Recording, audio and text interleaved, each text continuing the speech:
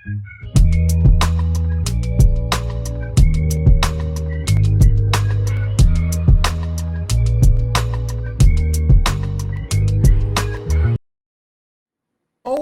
that's right. Still tipping on faux foes. It's episode 44 of Rinkside. I'm here with my man Supreme, about to drop some knowledge on all y'all this evening. And we'll be joined by a special guest to be announced later. Supreme, how's it going? What's going down in Supreme Sanctuary?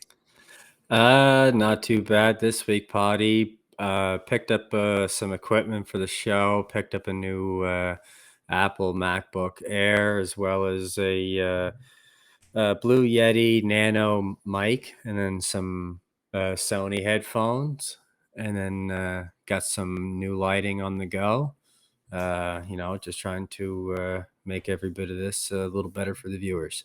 Damn, so heartless, putting or selfless, putting in all that just for our viewership. Really commend you there in the contributions you're making to Rinkside. Um, Over here in the Penthouse, things are pretty good. I've been playing that PGA Tour golf game. Pretty good, right, Supreme? Yeah, man, it's a pretty good game. Me and you were crushing that last night. I don't think we need to go into details how it went, but it's a pretty fun game. I really like it. I enjoy it. I'll be buying the full version of it here pretty soon. Yeah, absolutely. And shout out to Escola's sim teams who's picked me up on the golfing roster. So, come watch Potty. Maybe Supreme, maybe you could get down on this and playing some, I don't know, it's like four people playing golf against one another. I don't know. But to be Okay. determined, looking forward to it. Been preparing. So let's move along to the standings and see what's been popping up. So we had a trade coming off. Honolulu, or excuse me, Florence gave up a season 9. So remember, season 8 is the next draft. So that's 2 seasons out. Second round, Honolulu, and they picked up an affiliate, Tyree Wells. So I don't know. I mean, I think anytime you can trade a pick for a person, that's usually a pretty good bargain. And hopefully that person, Tyree, stays active, and if they're in it for the long haul, I'd say that makes sense. It's a good trade. All right, and next up we've got another one. We've got the Sinners, who receive Lenny Lyons, defenseman, and in return, Bad received Mario Schwarzenegger and defensive, and an affiliate D, Landon Delanen. So interesting there, a kind of a 2-for-1. I'm guessing Lenny's been in the league a little bit longer. That was some good alliteration on my part as well. But I'm wondering, what do you take this for? A D for a D and an affiliate, little bonus. Yeah, no, it's a pretty good trade. It's a 2-for-1. You never know what's going to happen with 2-for-1s. Lenny Lyons, I don't know too much about these players, but I'm still learning. But by the looks of it, Lenny Lyons seems to be a decent defensive player, Yeah. and adding in Schwarzenegger, Mario Schwarzenegger, and then a prospect as well. So yeah, I guess it goes down to see what happens with Dolanen, and then we'll see what the future holds with that. Yeah. See the future holds. Well, as far as history, we now have 2 additions to the book of releases: Twinkle Toes McGee and Kevin Jiggins, from Bad and Manitoba, respectively, were released for missing those progressions. So on the affiliates in minor releases, we have Jace Thompson, Xavier Hawkins, Frank Gordon, some leaves call up. Shout out to Milo Newman and Landon Dollinen, who were both called up to the Hogs and Bad, respectively. And we've got some new names. Supreme, can you read these here, or do you want me to read them off? Um, I can't see the. Yeah, I can. You know what? I can. Montreal Magic sign right D Bo Bobby. Zurich Hawks sign right wing Benny. Uh, Help me out here, Potty. What's that? Frieslesh. Freeze Lesh? Yeah. Yeah. Toronto Beast signed 2 players, center, uh, Bodaway and left wing Robinson. And then Pittsburgh Lions sign right D Sunny Sky.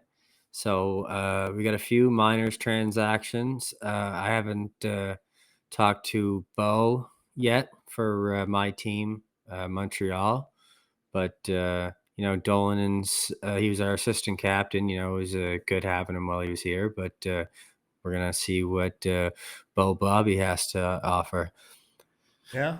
Well, we'll see it. And yeah, that kind of sucks. You're losing a player, one of your assistants. Uh, Yeah. but that's just the way it swings in the minors. So let's see how our pro conferences are going. Here we go. And Rocket standings, we've got, Las Vegas in first with 10 points. There's 2 other teams with 10 points, Columbus and Alaska. So certainly Columbus breaking out of that pack. And that is our special guest, Nate Ironsides, we're going to have on later to talk about the rise of Columbus and other things. All, very chill conversation. Albuquerque, as well as Tennessee, Manitoba, and Sapporo all have 9 points, so very close race there. North Bay 1 point behind, so still in the running. And then we got Honolulu also with 8, and San Diego with 6. But still, the distribution of points is pretty tight. So this is a pretty competitive conference over there. What do you take on for the Rocket? Yeah, the Rockets looking close up top there. What's that? Yeah, every team but one is within 2 points. So literally any week can vary. So yeah, Yeah, it's pretty close this year. pretty close this year, but let's not, avert our attention from the other conference, Mr. Hockey. We've got Florence in first with 16, and then a 3-point differential to Copenhagen with 13. And then there's a pretty tight competitive pocket at the top. We've got Rome and Jacksonville each with 12, Boston with 11, Turku with 10, and then there is a larger kind of drop off. Thus, as in the ocean, you've got beaches, and then you go into those, you go scuba diving in the coral reefs, and then, it drops off deep down to the ocean depths. But what they do not see is coming out of that ocean depths, the, terrible darkness is a monster on the rise out of Miami with 4 points, which is twice as many as Brooklyn, who has 2, and they're just 1 ahead of Norfolk with 1. So, it's considerate to see the difference between the 2 conferences and the way that the points are higher knitted. I still think that with 6 teams making the playoffs from each conference, it's only the second week. It's really anyone's game, but congrats to the teams that are performing well, and get your shit together to the teams that aren't, and we'll have to see how it all plays out. But those are our conferences so far, so let's take a dive into our divisions.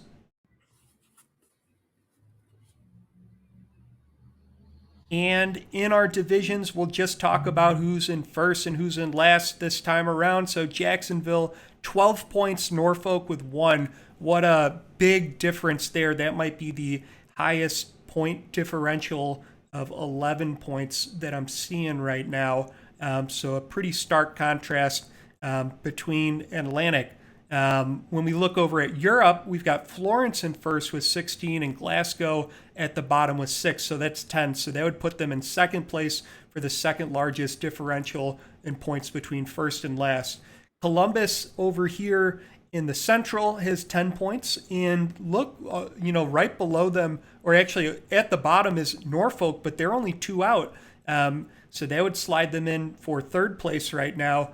And from the Pacific, we've got Las Vegas in first with 10 and San Diego with 6, so 4. So it looks like the Atlantic, then the Europe, then the Pacific, then the Central, making Central, potentially the most competitive, closest race right now.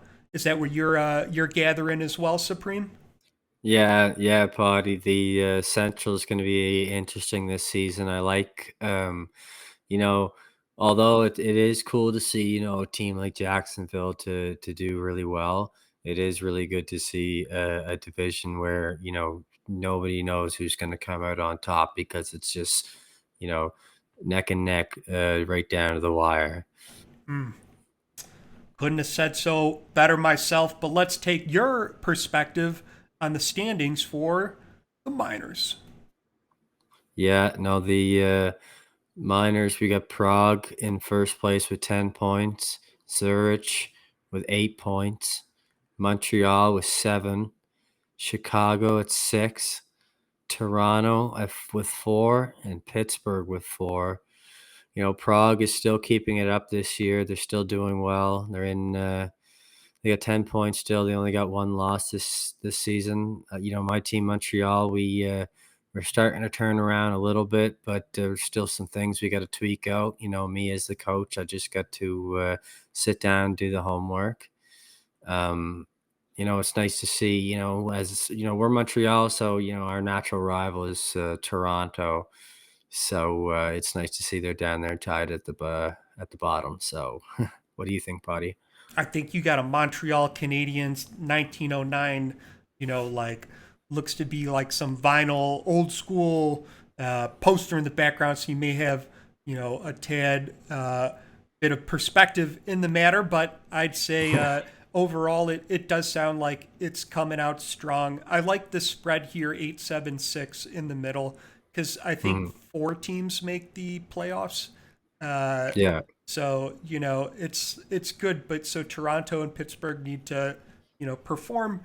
But then again, things really change in the minors based on whose team is going to last the longest. And speaking of things that have lasted, let's talk about who has blasted off to a rocketing start in the goals leaderboard. We got Ezra Swift with 7 goals. Coming up slightly behind is Vanya Kovalchuk on Rome. The trade away from Copenhagen was also Warlock at a time with 6. On the assist leader, we got Greg Cooksey, Mojo Rising, Telemax Scarborough, all with 7, and everyone else on there has 6. So pretty close race there as well. In points leader, we see a new name on the board, Amelia Rose, 10 points, tied with Ezra Swift and Greg Cooksey, all with 10. And then we have a slight distribution of 9s, and the rest are 8s. So, pretty close race there as well. But we'll turn our attention now to our rookies. We've got RJ Corker and Javad Storm, both with 4 goals in first place for the goals rookie leaders. Then Danny Dre and Nick Abbott tied for 4 assists in the rookies. And then Chris Leone leading the pack on Florence with 6 points overall. But a close race with Billy Hawk and Javad Storm, each with a pair of 5s, running close behind. So it's going to be interesting how this runs out. But I do expect at least one name on the boards today to be there at the end of the season. That's all I can predict. My magic ball is not crystal clear when it comes to the rookies. So now that we've had our time with the leaderboards, let's move along to our plays of the week.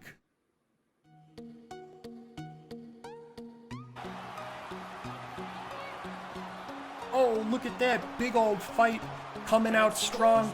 Who was it? It looks like Fisherov. Damn, knocked him out cold. Oh, look at this save. Damn. Harper takes one. Baker takes one. But unstoppable. What a great save. And we got Magnus coming up with the puck. And, intercepted by Busick, who then passes it to Palomares for a nice goal. Little has it. They're around the net. 2-on-2 Florence down low. Florence walks out. puck. Into the slot. Gaunt shot. Gaunt. Scores! Top right, 4-4. or Gaunt I think top right, at least to the shooter's perspective. Nice one. And we got, Manitoba. JJ McChuckles. Who's laughing now? Coming in at we got number 7 up. Oh, another Manitoba goal. This one by Allen. Is that Shad Allen? Shout out Shad Allen, ATL Falcons. We got Madison coming on up to Evie. Oh, back to Madison. Number 5. To Chuck. Coming around. What's he going to do? Oh, gives it to Nordstrom. Nolan. Loose chops at Nordstrom. Shout out their shoe section. 4-letter round. Backdoor nice shot one. scores. Florence wins the game. Ray Diddle. Ray Diddle with the That game looks like that was an winner in overtime winner, too. Yeah, it was the 5-4 overtime winner. That's why I have it in there. Number 3 coming down. Oh, the Reapers get the puck. It's Harper with it. Oh, backhand pass to who was that? Kevin Higgins. With a beautiful snipe top right side. This is where they get nice. Look at this. Oh! Briggs coming in with the amazing deflection. Baseball style. Yeah, batter up with Briggs. All right. Ooh, honorable mentions. Wonder who's here. Let's see. Okay, looks like Hammer's got about to. Oh, Hill gets the puck. What a steal and a snipe, all in one package. Number 18. Next up, you got it coming down. Oh, those beautiful jerseys. And all junior Phillips intercepts it. Gets it to. Oh, Pawtai! Look at that. What? Oh, honorable mention. I'll take it. Number 1, we've got. Damn, was that a one-handed tuck? Yeah, one-handed tuck. P. Garvey. Like Philip Garvey. Garvey. Yeah, I don't. Preston Garvey. Preston Garvey. Nice. All right. Well, now we're going to move it along to our interview with Nate Ironsides. All right, and welcome back, Nate Ironsides, to Rinkside. It's a pleasure to have you. How are you doing today? I'm doing fantastic. Second time on here. It's been a while. How are we? We're doing fantastic this evening. Supreme, how are things stirring in the pot? Yeah, not too bad, Pawtai. I'm excited to get this interview along. I wasn't a part of the first one, so it'd be interesting to get to know our friend here. Well, Nate is definitely a friend of the pod, and we have a new owner in the house since we last spoke. You're now the owner of the Columbus Chill. Let me ask you this question. What made you decide to be an owner?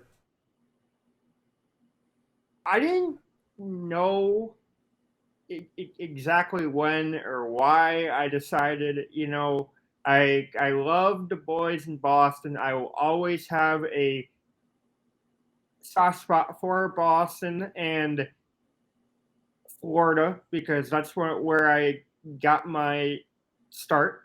Shout out to Trevor Lopez, and he came to me one day and said, "Hey, I'm doing the best of your career. It's fine." And we went to Boston, and I said, one day I'm going to become an owner. I was basically doing a bunch of things that I normally shouldn't be doing or whatever. I was an AGM. I was doing what Sean wanted me to do. I love Sean to death, but it was time for me to spread my wings and fly and go back home. Yeah, that's a good answer. Do you regret your decision moving on and making your own team? Let me ask you a question, Supreme. Columbus is 5-3. I do not regret it. That's good. That's good. What was your best pickup in the expansion draft? I don't think I can pick just one, but I will say that our rock JT Waters get down in the pipes. The man is unbelievable. We have a bunch of veteran leadership. Shout out to the chef. Thank you, Jacksonville, for exposing him. And then the captain, Nicole Redding. Redding is a godsend. I love having him. I know every day Florence regrets it, but I'm happy that he's here. There we Yeah, that's good. Do you does Columbus have any exciting players to watch? Like any big grinders, big fighters, anybody interesting like that? Well, that's just how I built my team. We are physical, we are big, and we stick up for our teammates. You have Tosvig, you have Leclerc, you have Dime Hardaway, which Dime Hardaway is one of my favorite sim friends ever. And I'm so glad that I was able to pick him up and re-sign him because he is a fantastic player. Oh, nice.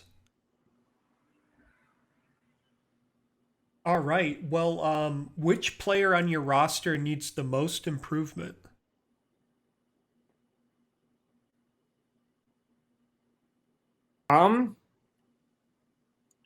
Truthfully, you know what? I'm just going to go ahead and say it. Joe Ironsides, because I know he's not even going to watch this, but he needs the most improvement. And I knew that from the get-go. And we're just going to grind. I mean, having my father here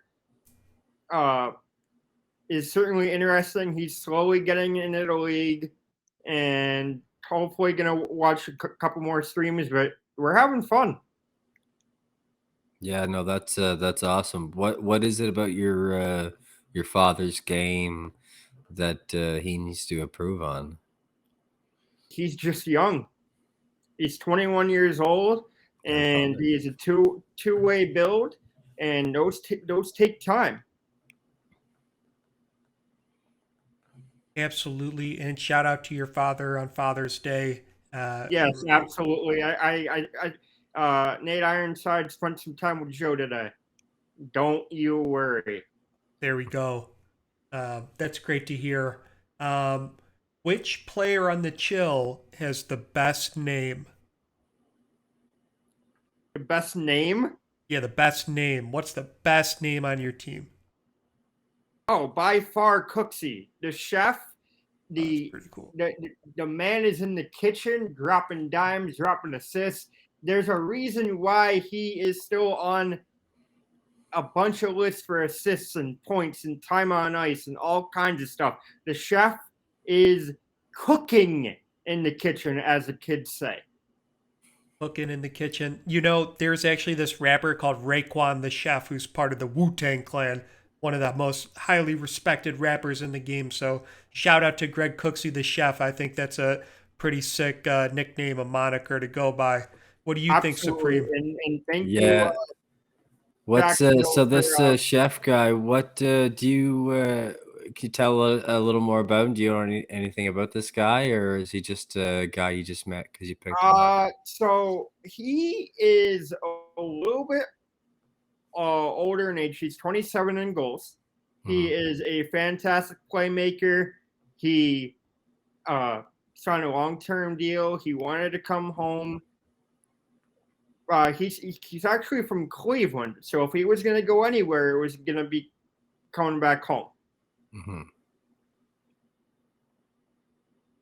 And I'm so glad that he became available. And I basically stole him at the end of the draft, so there's that. There's that. And there's this. Are you going to win the Central Division? You know, I'm not going to put the cart before the horse. The chicken still needs to lay eggs. We still have about 10 weeks to go, but we're going to take it one game, 1 week at a time. And if you look at the standings right now, I don't know about when this podcast comes out, but week 1 and week 2, you will see the Chill's name on top. Well, Nate, you know, I like to hear your confidence, but we want to bust into reality here a little bit. Do you think that Columbus can hold on to this for the next 10 weeks after only doing it for 2?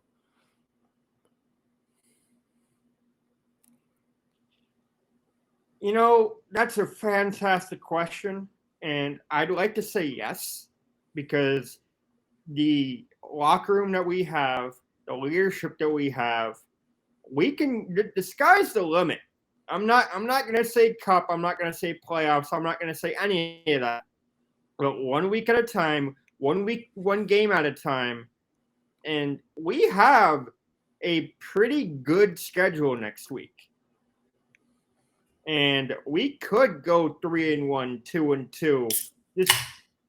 If we go 50-50 the rest of the weeks, I'm cool. That probably gets us to the playoffs. I don't know. But what I do know is every time we step on that ice, we're going to give 110% effort, and we're going to score goals. And we're going to make sure that defense ahead of JT Waters, who is absolutely unbelievable right now, is going to be solid. Yeah. Who, I got a question for you. Who is Columbus's coach this season? And do you have faith in his ability to set the right strategies and the right lines to push the Columbus Chill on to a cup in their inaugural season? You know, that's a fantastic question. And I'm going to go ahead and answer that as best as I can. The general manager of this team is Nicole Reddick. That's it. I am the owner and the coach. So if you're asking myself if I have the ability to set strats and lineups, the answer is yes. Mm-hmm. Right on. Okay. Well, do you have experience playing the game? Do you before? Have you been in any sim leagues before? Oh, absolutely, tons. And I also coached Boston, and I learned a lot. Even though, as we are well aware, Boston did not perform well last season, but Mm-hmm. between all the wins and all the losses, you learn things. And Supreme, let me ask you a question here. The World Cup, I know that it means nothing in the grand scheme of things. But do you know who won the World Cup? Who won? My squad. Which who are you coaching? USA East. USA East. Yeah. Yes. Okay. See, I'm took what I I'm a learned. Canadian, so sorry if I didn't follow along. It's all right. I mean, I couldn't do it by myself. All the power to all the guys in the USC locker room and the team. Couldn't have done it without them. We had a killer squad, and we brought home the gold. And I took what I learned from that, and I implemented it into my game plans in the chill. And look what has happened. We're 5-3. We went 3-1 week 1. Week 2 was 2-2, and week 2 was one hell of a week. We beat Vegas and we beat Turku. Yeah, good teams to beat. But what team in the league do you fear the most?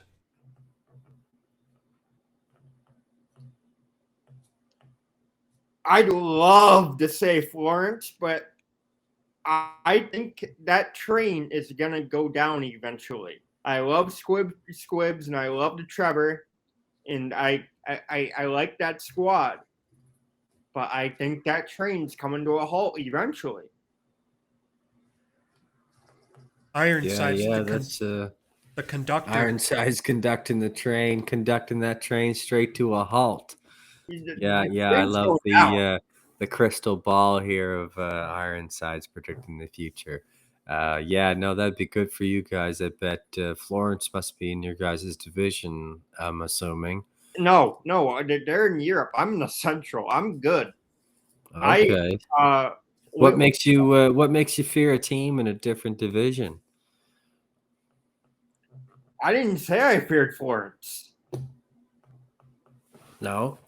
No, I straight up told you that they're going. The train's going to stop eventually. They're Yeah, 7-0. Right. So what team do you fear? 8-0. They haven't lost, but they did forfeit a point to Jacksonville in OT. Mm-hmm. Okay, so what team in your division do you fear?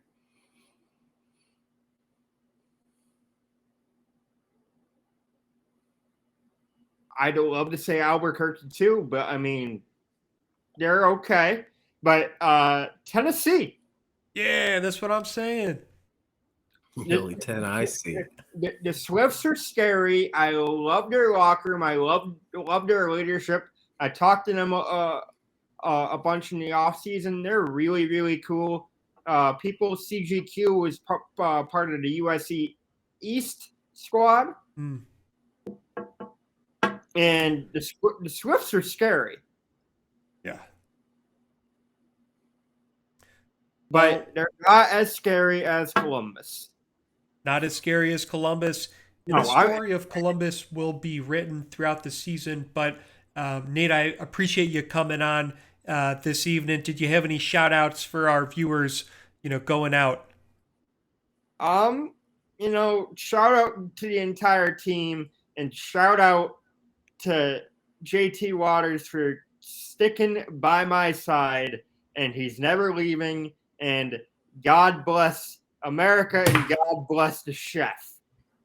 There we go. Hey, Nate, I got a quick suggestion for you right quick. I don't know if you knew this, but the official Columbus goal horn is the sound of a cannon. I don't know if you have that set already, but if I were you, I would look into it. It's pretty authentic and it's pretty cool. I've tried. I've looked into it. I believe I've said it, but EA will be EA, so I will do my best. Right on. Well, that's all we can do. Well, thank you for coming on, Nate. It was awesome talking to you. And yeah, Potty. Yeah. See ya. All right, and we're back from our interview with Nate Ironsides. That was a pretty epic conversation, if I don't say so myself. What do you think, Supreme? Yeah, no, Ironsides, he's a pretty interesting guy. I think he's going to go a long way in this league. And I think you guys are going to really enjoy the interview. Yes, absolutely. So with that, this is Pawtai and Supreme closing us out.